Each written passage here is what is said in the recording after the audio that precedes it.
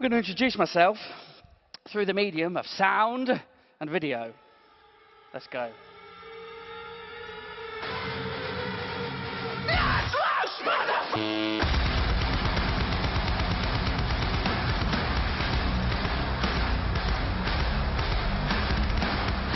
Hello. I've only got 20 minutes of your time. This talk is normally 45 minutes. So what I'm going to do, if it's okay with you, lovely lot, is I'm between you and beers and drinks. So what I'm going to do is I'm going to give you the same talk, just 125% faster. Cool? Cool. Let's flip and go. Hello. My name is Gavin Strange. Hello. It's nice to meet you. My pronouns are he, him, and I go by the name of Jamfactory on the Tinternet. I love the Tinternet. Sometimes it's terrible. Often it's good. I live and work in beautiful Bristol in the southwest of UK. Shout out Bristol. And I've lived there for 20 years now. I call that place my home. Originally, I'm from Leicester in the Midlands, but I went to Bristol as it was this city of excitement. It has great music and great art and great design and animation and just this culture of creative people making stuff for making stuff's sake. It's slow and it's strange and it's weird. And I never went to university. I don't really have a formal design education. I wanted to get out into the world and just experience stuff and figure things out. And not going to university meant I'd never gone to live in a different city. Bristol is this beautiful, shining, colourful city, so that was the place for me. So I lived there with my wonderful wife, Jane, who is a fellow creative. She's a jewellery designer and maker. And we lived there with our two lovely children, lovely / terrifying / wonderful, beautiful children, Sullivan Gray Strange, Sylvie Blue Strange.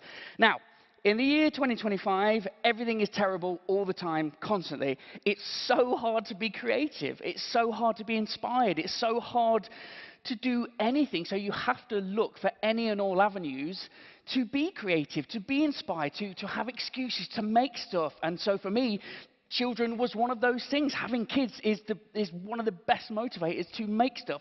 I'm not saying go and have children and you'll be really creative. That's a terrible piece of advice. Saying it out loud, that's definitely a terrible piece of advice. But you have to look everywhere around you, under every cushion on the sofa, or behind every decision you make, to try and be creative, to try and stay who we are, the people that we are, and to make things happen. My daughter doesn't need her own black metal logo, but she has one. She absolutely does not need her own black metal logo in the form of a Nikon holographic sticker that I give out to absolutely no one, but she has them. I'm in this arms race with absolutely no one to make the best kid's birthday invite. No one cares. No one else is in this arms race with me, particularly the parents of where I live, but I love doing it. It's fun. It's silly. Why would I spend hours and hours and hours going to B&M Bargains trying to find the best Hot Wheels cars and then spending ages getting nail polish remover to take all of the plastic casing off the front of all of these hard-backed things and then put the cars back in there and stick my son's name on? Did the kids care? Of course they didn't care. Of course they didn't. They took the toys. They don't care about some idiot graphic designer going, well, I really just like what I'm trying to do here with the gradient. But it was fun for me. It was silly. It was an excuse. It was another outlet. It was another chance to make things happen. And again, you've got to find those wherever you can. They are precious and they are hard to come by. Often I make stuff for the kids, and what I mean for the kids, I really mean for the kids.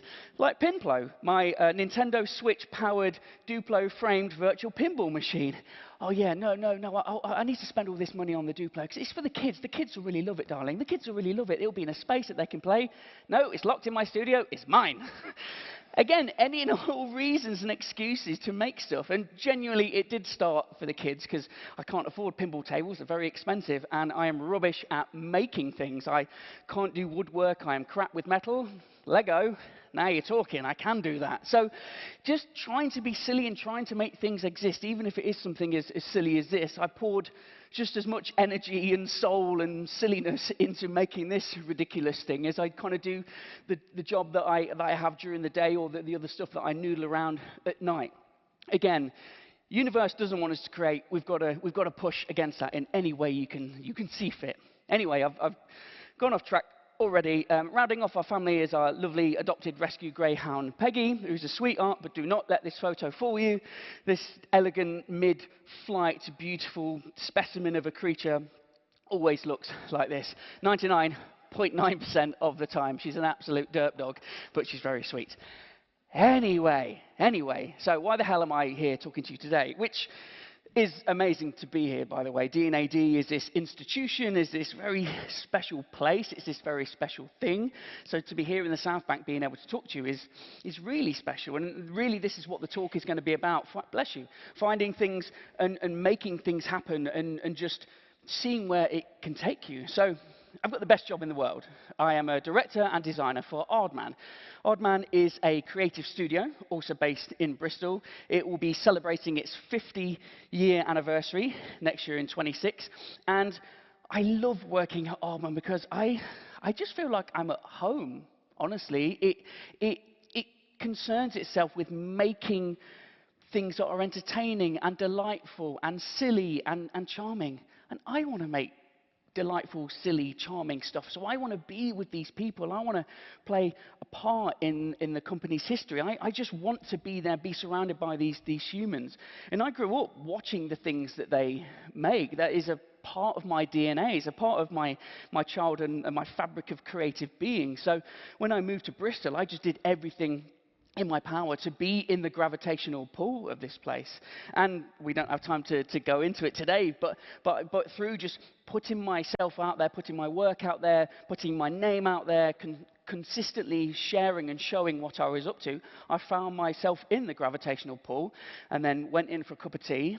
That was 17 years ago, and I've been there ever since, and I love it. And it's just what I love about it in particular is its characters, is trying to elicit joy and elicit a feeling of something happy and positive. You know, everything that we do in design or art or illustration, we're trying to elicit a feeling from the audience or from whoever's looking at it. And I just feel like these are my people, both the humans that made this stuff, but also these characters here too. It's so special, and I never ever want to take that for granted. And I feel at 17 years in, I'm still feeling as excited as I was day one. If anything, I'm probably more excited, therefore more annoying, and this is probably why I'm allowed out to do talks, because I can just give everyone a break back in Bristol. I'm here, chewing your ears off. I'm not annoying anyone else back home, which is great, but I love it. I really love it, and it's for me, it's the humans. It's the people behind this stuff. And there's so much talk at the minute. I'm not even going to say those two letters, this acronym everyone's talking about. I just care about human intelligence. That's what I want. I want craft. I want tactility. I want mistakes. I want things going wrong. I want happy accidents. Whether it's real tangible things like people animating, stop frame animation, or whether it's pixels or plasticine, it's irrelevant. I want humans behind those decisions. I want collaboration. I want mistakes. I want growth. I want to put in the time and the effort and the energy to learn it, to be bad at it, to be slightly less bad at it, to move forwards and go on. And for me, you know, I can do all of that within the walls of Aardman. So I love that place. The variety of stuff is something that I really love. I'm lucky enough to work on all sorts of different projects, and my official title is director and designer, so I have a dual role, which is really special. This project that's playing here was the title sequence for the Off Festival in Barcelona back in 2016. And I was a co-director on this with my good friend Merlin, that's the best name in the world, Merlin Crossingham, the most British name in the world. And we made this thing together. We lovingly called it a stop frame live action rap video motion graphics title sequence, because that was everything that we love. We just decided to, if we're going to represent a creative festival, let's make it full of the energy and the spirit of what it should be, what we feel like. And, you know, this is what's so lovely about what we do. We do get to creatively express ourselves. And that takes itself in different forms all the time, of course, with the projects. And you can't always inject sort of comedy and humor and who you are into every project. But if you can do it, even in the slightest form, even if that client says, make the logo bigger, just do it with a smile on your face. Make that damn logo bigger. And just send it back and go, there you go. I made the logo bigger and I am happy now. Do it. Force yourself to do it. And just, you know, if you just infuse joy into every decision, then you'll be surprised how far it can take you. So sometimes it's title sequences like that. Other times, BBC Two rebranded quite a few years ago now. And they had this wonderful system where it was like this intersection too, and everything had to sort of come off screen to fill the screen so it could pull apart again and reveal the next show underneath. And they had so many great, amazing studios do beautiful work, like Future Deluxe was one of them, doing really gorgeous, beautiful renders and just super lush CG. We've got a ton of slime and some googly eyes. Win. And that generally was mucking around in a studio for 2 weeks with, we bought every pot of slime that was possible to buy from the works in Bristol with magnetically puppeted eyeballs underneath and 1,000 frames a second camera. So just sometimes it's hi-fi, sometimes it's lo-fi. You never know. And you know, I'm so fortunate to be there that gives me, that lets me be a part of projects like this to projects like this. This was Wallace and Gromit shot on iPhone. It was Wallace and Gromit, stop frame animation, captured into, yes, shout out, Media Arts Lab, Apple are here, yes, you lovely humans.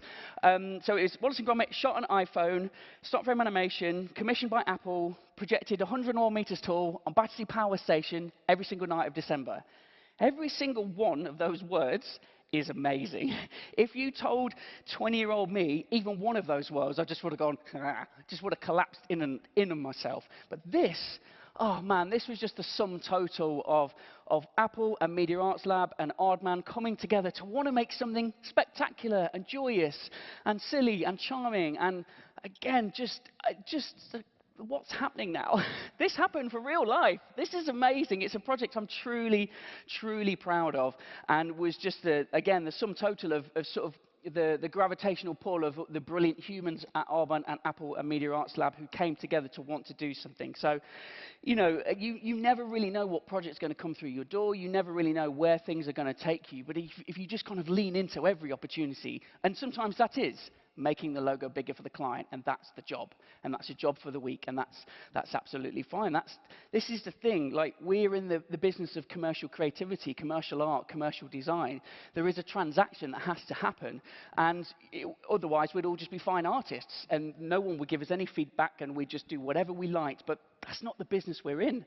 The excitement and the charm is trying to find the joy and the creativity and the positivity and the fun in sometimes the most menial tasks. Because sometimes you pay your dues and you might make the logo bigger 1,000 times, and then you get to do things like this. You never know what's around the door. You've absolutely got to embrace everything you can as positively as you can. You really do. And the dual role for me as a designer and a director is lovely. So if I'm not directing, I love being a good old graphic designer. That's what I joined the studio as a senior interactive designer. But over the period of the first decade, I was making lots of films on my own time and just creating stuff. I love being a good old graphic designer. Things like this happen. I got to be a designer and motion graphics artist on the brand new Wazza and Grozza Wallace and Gromit film. Sorry, I call it Wazza and Grozza internally. Wallace and Gromit, say that out loud. No one record that, no one share that back at Aardman. I get to play with these wonderful humans. This is the producer, Richard Beek. This is the creator and co-director of the movie, Nick Park. This is the other co-director, Merlin Crossingham, the greatest name on the planet. Being able to work with these people in a good old design capacity was lush. There was a few sequences where the character called Norbot got to scan the environment, and I got to do the graphic design and animation of all of those things. And just being able to contribute, add silly word gags, add silly puns. If you're not good at puns, you're not allowed to work at Aardman. It is the first thing that they will test you on. But it's just lovely being able to be a part of this. And, you know, again, this is what I grew up with. And this is the sort of a fabric of Britain, really. It's lovely to, in a very small way, to be able to contribute that. So just doing things like that, not only just let me explore, you know, design styles I love. I was born in '82, so very much the design aesthetic of '90s and early 2000s computers are sort of lodged in my brain forever. So I want to just have an excuse to create, but just, again, throwing yourself into absolutely everything. I can't believe I have a job where I get to contribute things like heads, shoulders, knees and toes, plus eyes, plus ears, plus mouth, plus nose. What? That's real life. I got paid actual human money to do that. I love it. It's lush. You know, again, I never, ever want to take that for granted. Because I didn't, not going to university originally and trying to forge my path into the creative careers, it was never a given. It was never assumed at all. And I would never assume now that what I go on to next will be wonderful and charming and joyous. So I really want to savor every single moment. And sometimes it's just lovely. Those perks are doing things like on the boot up code inside this particular sequence, I get to hide my children's names and birthdays in the thing forever. They're there, lodged in forever. But that's just half of it.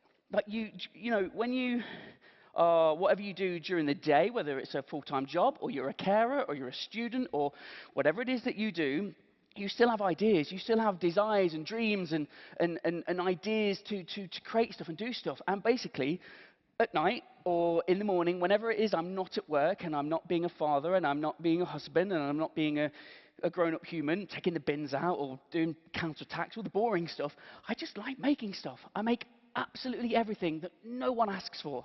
No one wants this stuff. No one's commissioning it. No one wants to see it. I want to see it. I want it to exist.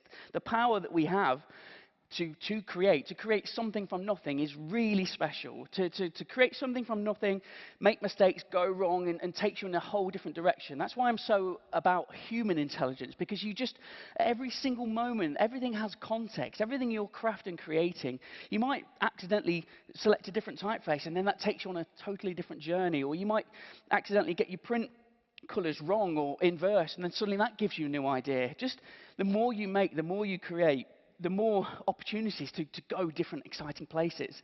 And it can take you in really exciting places. Never in a million years would my English teacher have said, well, you'd be a published author.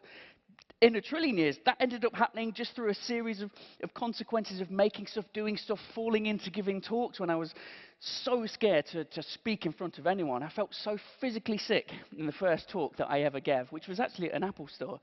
I was just so nervous. But then the more you do something, the more you realize that in the world of creativity, no one knows yourself more than you. No one knows your work more than you. So you can speak with authority. You can speak with passion.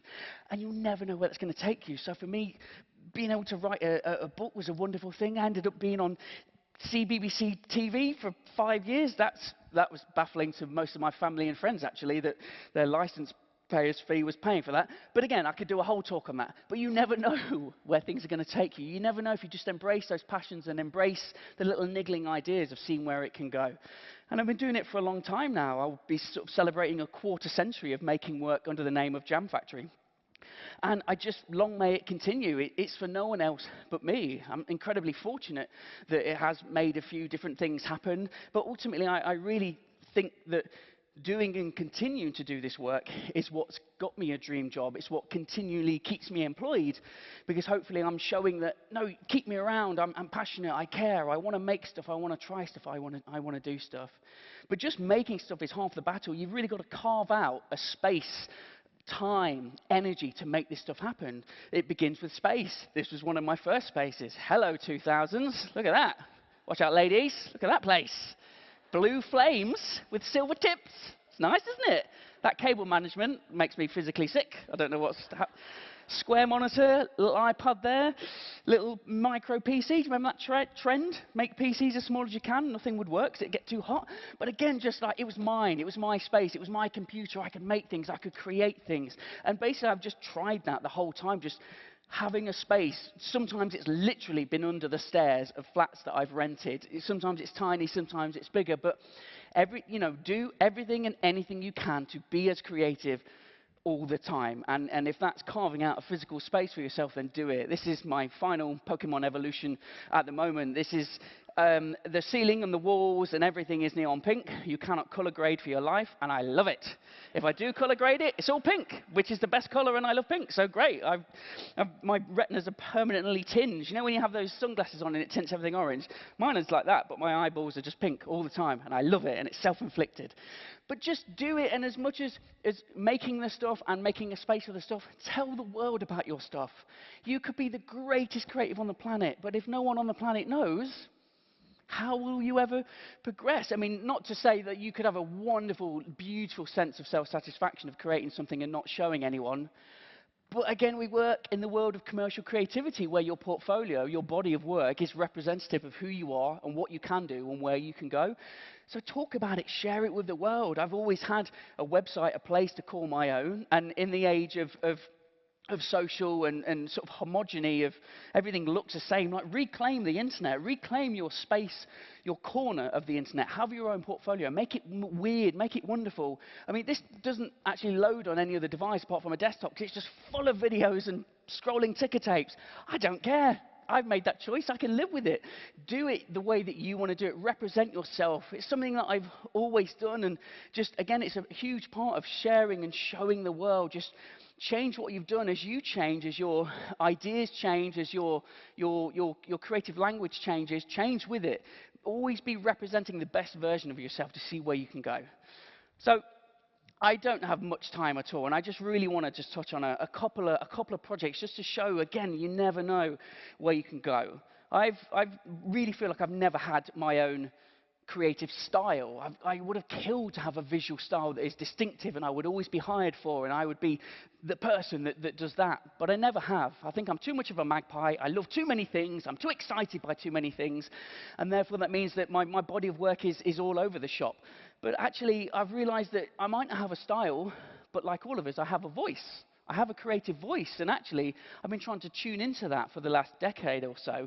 And actually, my voice is so aligned, I feel, with what Aardman is.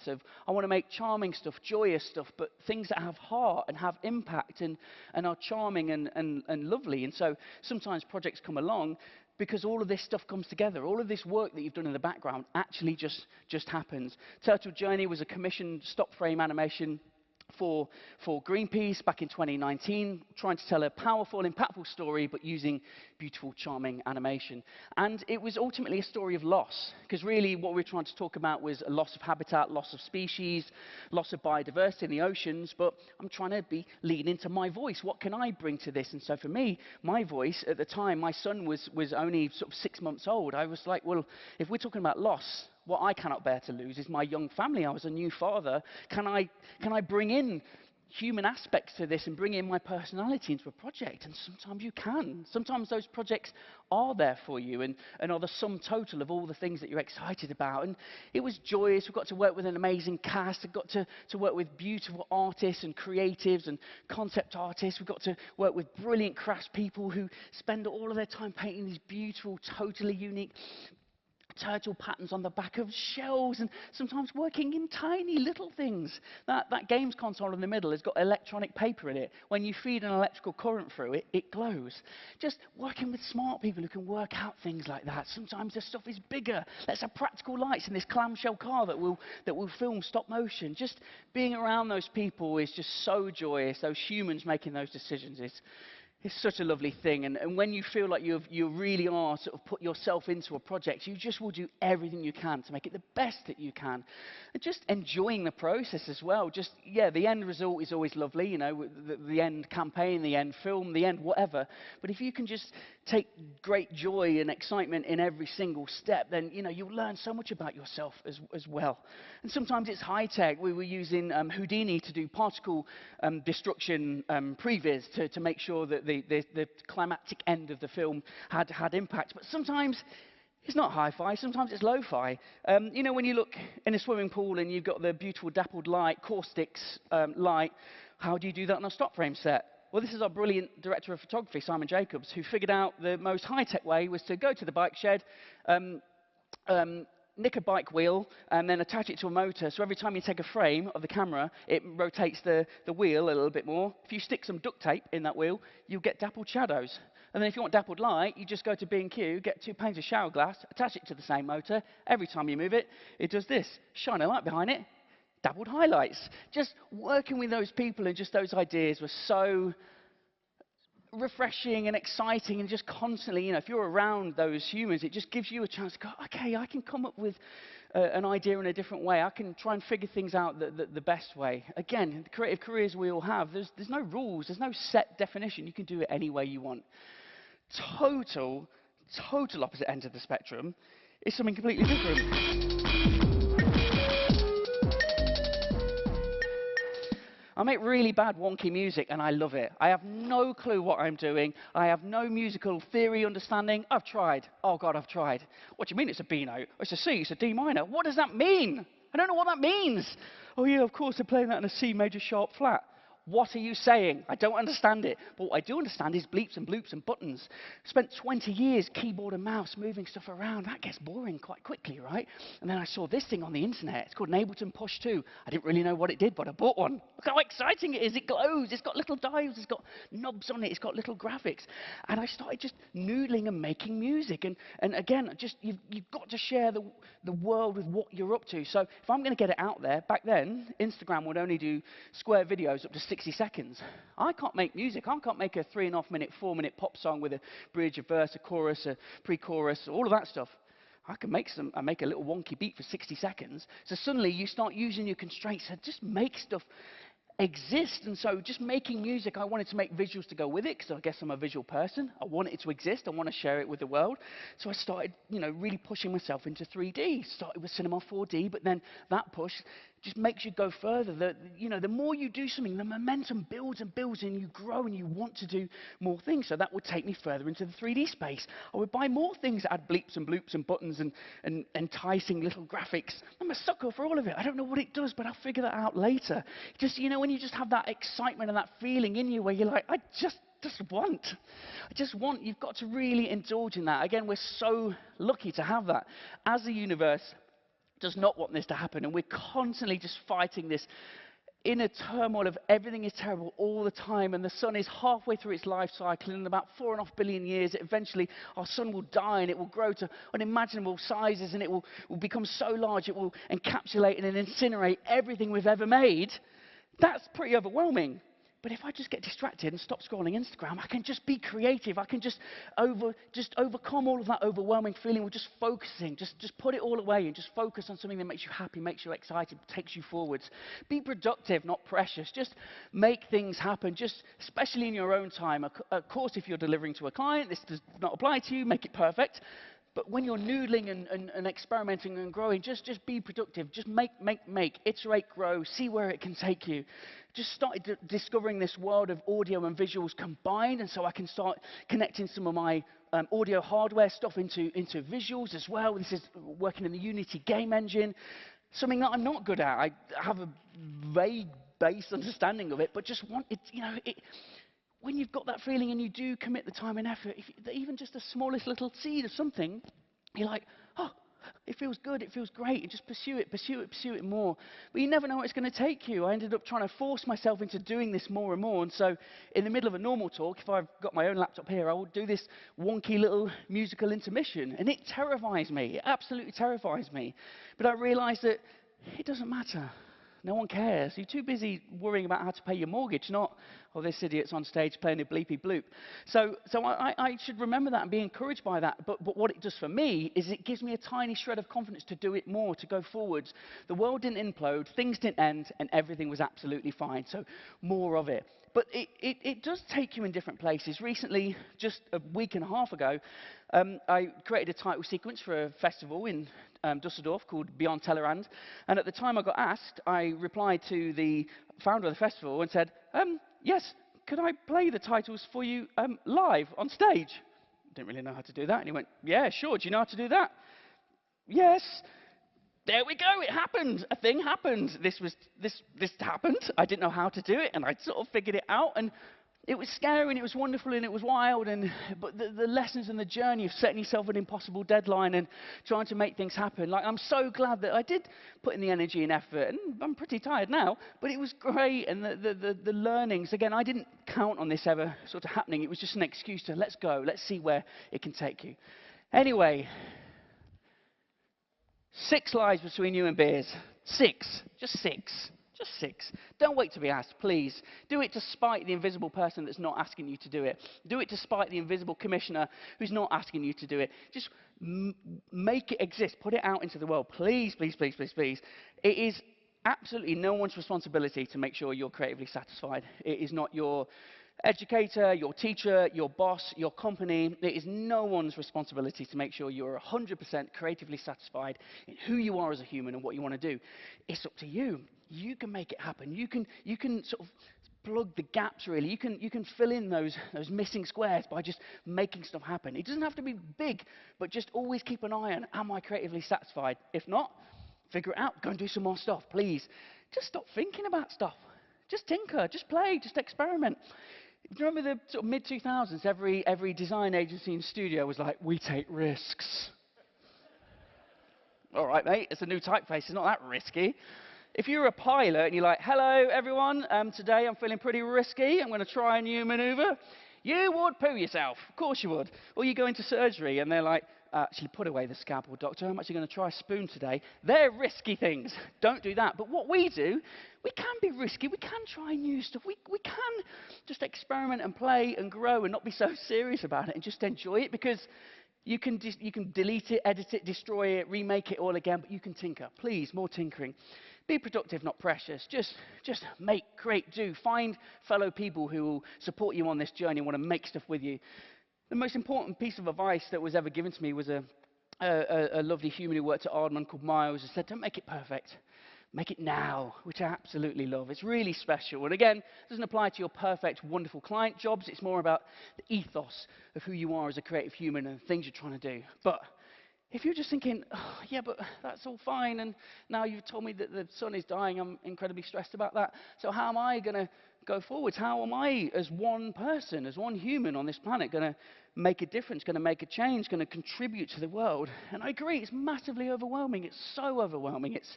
It's crushing at times. But just remember, even the smallest of spoons can make the biggest of waves.